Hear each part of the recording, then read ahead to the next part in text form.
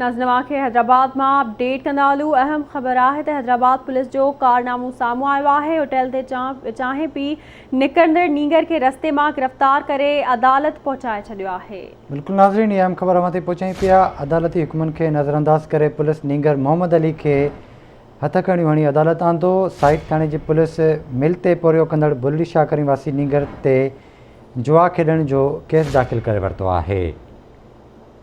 इन जा तफ़सील मालूम कंदासीं हैदराबाद में नसीर चना खां। नसीर, छा तफ़सील आहिनि? जी बिल्कुल, हैदराबाद पुलिस मुबैना तौर होटल ते चांहि पी निकिरंदड़ नींगर के रस्ते में गिरफ़्तार करे अदालत पहुंचाए छॾियो। पुलिस इंसानी हक़नि जी अदालती हुकुमनि ख़िलाफ़ वर्ज़ी कंदे नींगर मोहम्मद अली के हथकड़ियूं हणी अदालत आंदो। जिते नींगर केतिरा ई कलाक अदालत ॿाहिरां वेठल रहियो। उन सिलसिले में मालूम थियो आहे त साइट थाणे जी पुलिस मिल ते मज़दूरी कंदड़ बुल्ली शाह करीम वासी नींगर के जुआ खेॾण जो केस दाख़िल करे वरितो है। उन मौके ते नींगर आवाज़ न्यूज़ के बुधायो त कल शाम होटल पर चांहि पी घर पे आयुसि त रस्ते में बीठल साइट थाने जी पुलिस गिरफ़्तार करे थाने मुंतक़िल कयो।